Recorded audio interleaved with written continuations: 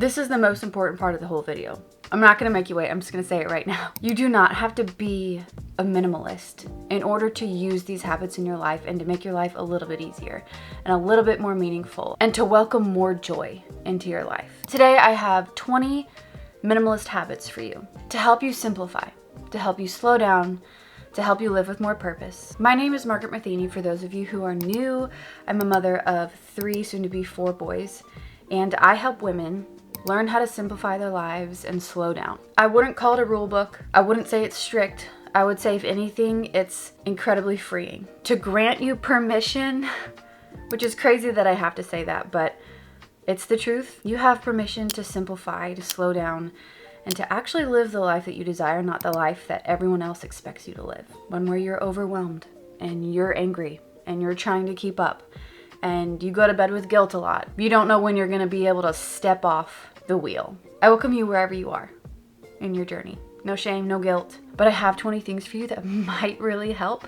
Pick 1 or 2 of them. That's it. And honestly, start to see how little shifts make a humongous impact in your life. I'm so glad you're here. Let's get started. Number 1, grab a trash bag or an empty cardboard box or a Tupperware box. And this is gonna be your decluttering box. Every time you come across an item, a shirt, a pair of shoes, a duplicate of something that you really don't need, don't overthink it, put it in the decluttering bin. And then once a month, you're gonna take this bin to the thrift store, you're gonna give it away. Everyone has excess laying around that's taking their time, energy, and space. This is such a simple way to not overwhelm yourself with a huge decluttering process, but just gradually put things in the bucket, in the bag, in the box, and then be done with it. Number 2, create a wants and a needs list. Wants on one side of the paper, needs on the other side of the paper. This is absolutely essential if you want to start purchasing things more intentionally, if you want to learn how to wait, how to pause before you buy something. I'm not saying shopping is bad. I'm not saying buying is bad. You don't have to be a full-blown minimalist to use these things, remember? But simply writing it down, seeing it on paper, seeing actually what your family needs, what you need, versus what you want, you'll be able to make a better decision. Number 3 is a little mindset shift. And it's just the fact that experiences last longer in your mind and in your hearts than things do.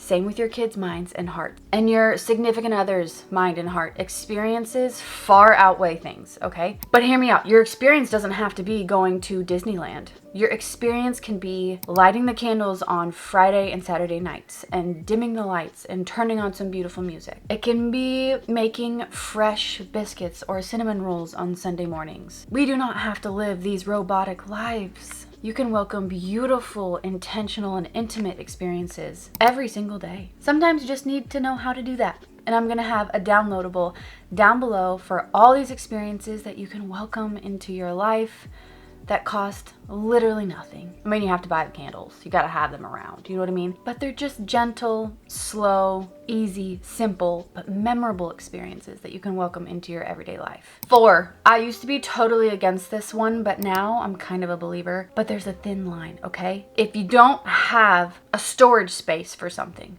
you need to buy it. You need to get some organizational pieces that make it easy to put things away. I actually was so against buying organizational bins and containers that when we had stuff around, as you do as a mother with 3 children who also homeschools, you need places to instruct them to put things away. I had to learn that the hard way. I literally had no place for certain things, and they were like, "Mom, we don't know where to put it." I'm like, "Well, okay. I guess I was wrong on that one. Makes sense." But here's the line. You don't want to buy more organizational pieces for your excessive clutter.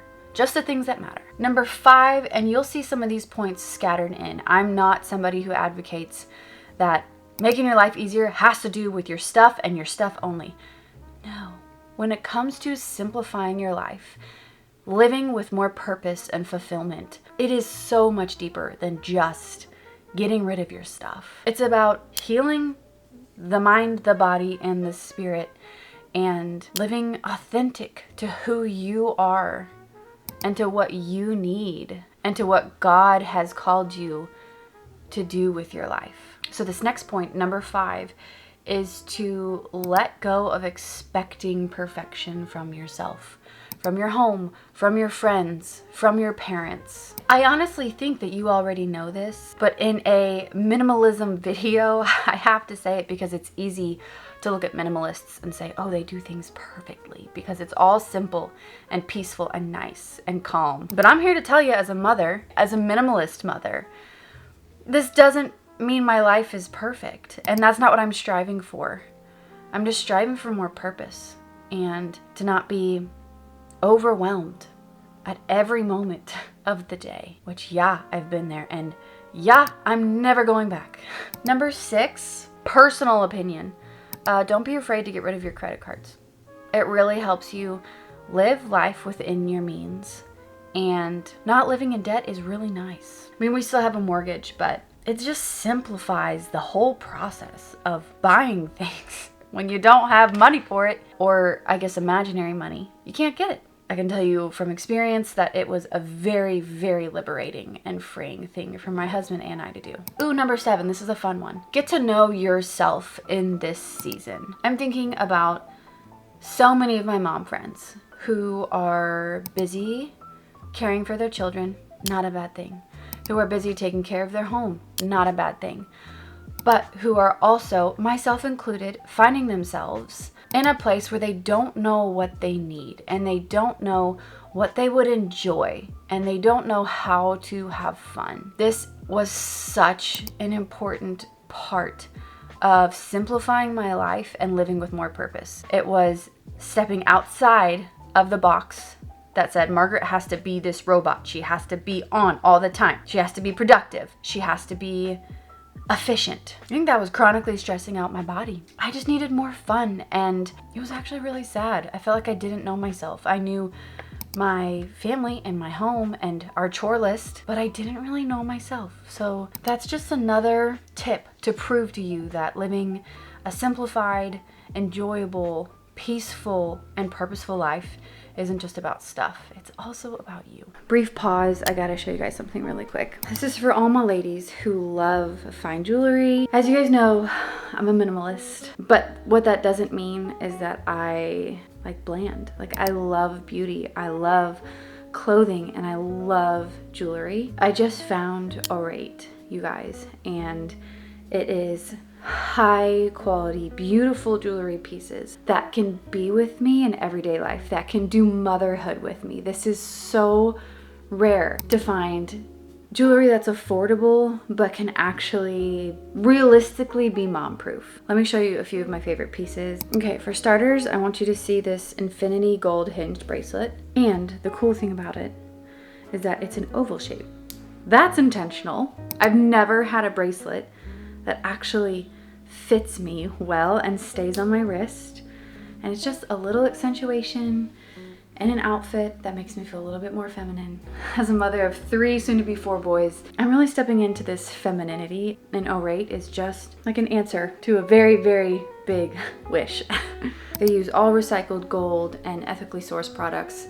They're woman owned. It's just such a beautiful, respectable company that's doing things the right way, and that's who I share about on my channel. I also got these beautiful white sapphire mixed shapes, so it's not as symmetrical, it's kind of fun and different, but I got these beautiful earrings, and I actually wore them to a wedding last night, and I felt so beautiful. You know, I'm 30 weeks pregnant. Look how beautiful. I'm 30 weeks pregnant, rocking the bump, but I still felt beautiful because I had all of my pretty pieces on, and that just made me feel a little bit more elegant. Although, like, when I walk, I don't necessarily feel elegant, but there's just something about a woman putting on jewelry, just a little shift in the way I feel.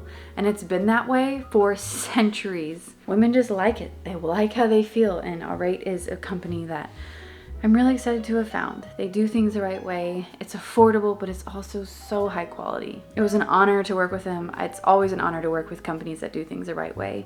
So thank you, ARAZA, for sponsoring this portion of the video. Number 8, don't store things under your bed. It's like a huge feng shui no-no. Your room needs to be your safe haven. Even underneath your bed, your body can feel the energy of clutter and mess under there. And when you're supposed to be relaxing and sleeping and rejuvenating and healing. That stuff will really get in the way, even though it's hidden. I'm a firm believer that energy is a real thing. Clutter, excess, mess, chaos, your body can feel it. There's actually a study, I'll quote it down below, but clutter and the amount of things you and your family have accumulated, it affects women more than it does men. That's crazy. And you can't deny that there's energy involved there in the way that it, like a messy countertop or a messy car or a messy closet, bothers a woman. And not in the same way that a man gets bothered, okay?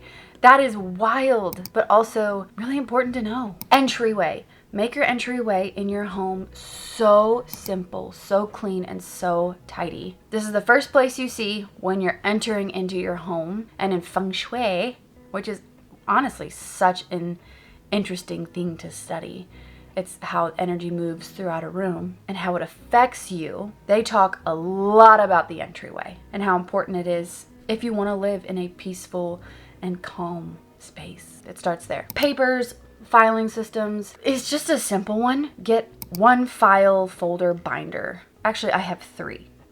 One's for personal stuff, one's for work, and one's for bills and things about the home. So personal, work, home. That's where all of my papers go. Papers can be a real kick in the booty if you don't have a designated spot for them. Just make it easy. Super easy. And make sure you label your files in each little segment. Put things away in closed cabinets. This is again the clutter thing that affects women. Visual clutter is a real thing.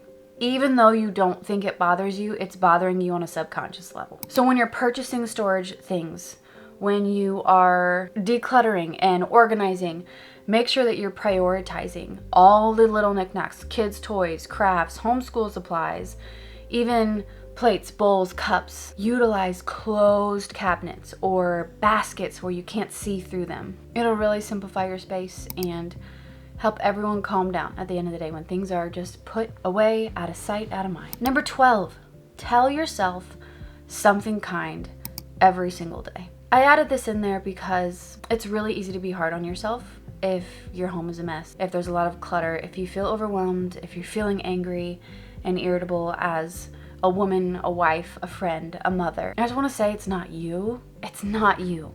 It's this overwhelm and this state that you're in. Dare I say it's probably your stuff. And the fact that you don't know what to do about it because you don't have the time or the energy or the space to figure that out right now. And that's okay. What I want you to do is let those thoughts go.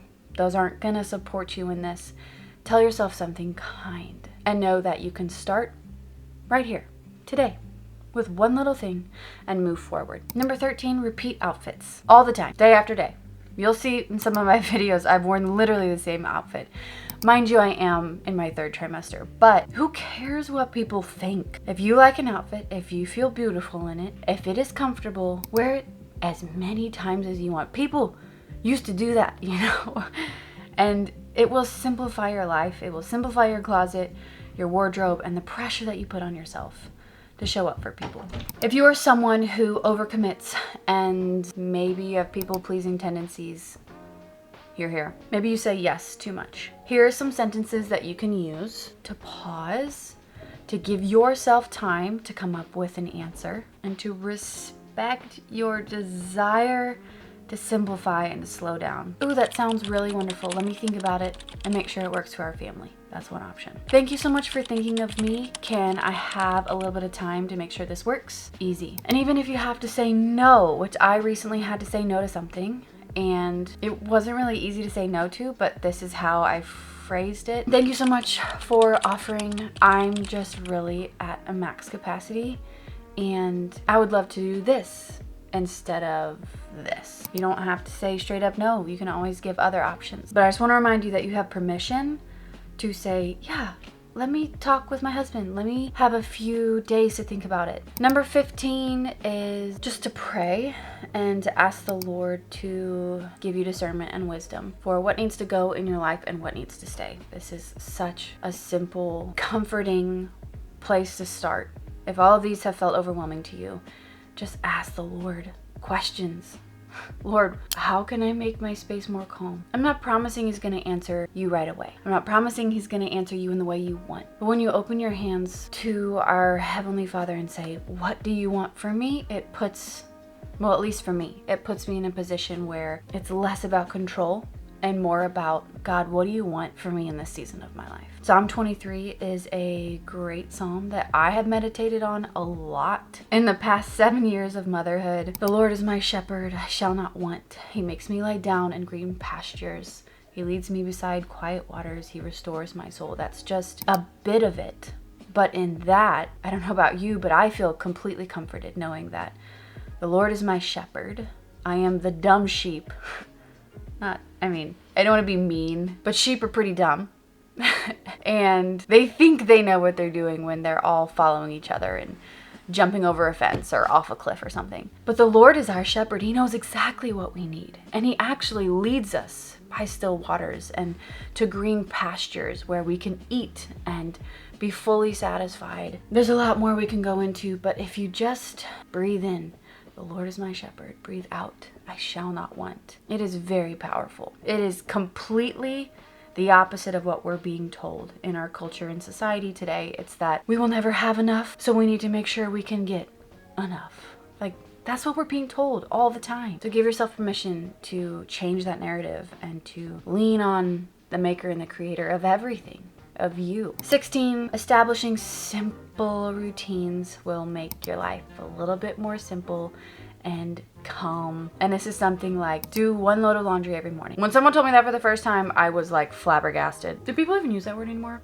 Anyways, because I was like, how does one do that? I like to wait till like one day where it's just so overwhelming I have to do it all. But that's a simple routine where you can just wake up before you even make your coffee. Throw a little laundry in. Put the dishes away every morning. Every single morning. Little tiny habits make a big impact. You don't have to deep clean bathrooms every single day. Maybe you go for a walk with your kids before you do your homeschool, or before dinner so they're a little bit more calm, or after dinner so they're calm before bed, or both. Just simple little routines that bring familiarity to your days and a little bit more order. Number 17, gratitude is so important. Write down 3 things every single day, or text it to your best friend or to your husband or to your mom. But living in a state of gratitude, if you don't take any of these points, living in a state of gratitude is one of the most transformative things you can do for your life, for your home, for your space, for your health. Just defy again what the culture is telling you, that who you are isn't enough and what you have isn't enough.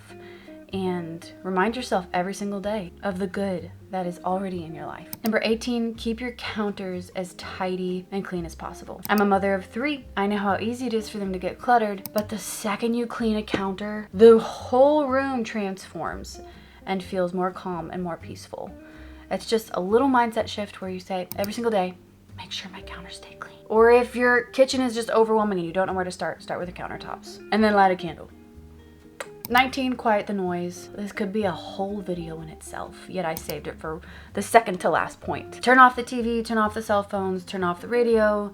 Stop researching as much as you do. Let that stuff go, maybe just for a couple nights out of the week or a couple days out of the week, and see what it does to your mind, your body, and your spirit when you just turn down the noise a little bit. Last point is to dim the lights at night. It's another way to just experience something a little bit different in your days, to respect your circadian rhythm and the fact that you're about to rest and heal. When we're trying to relax at night and calm down, whether it's you or your kids, it's so much harder for that to happen when there's noise and blue lights glaring and flickering lights. And sometimes all you need is just a little bit of quiet with the light down low.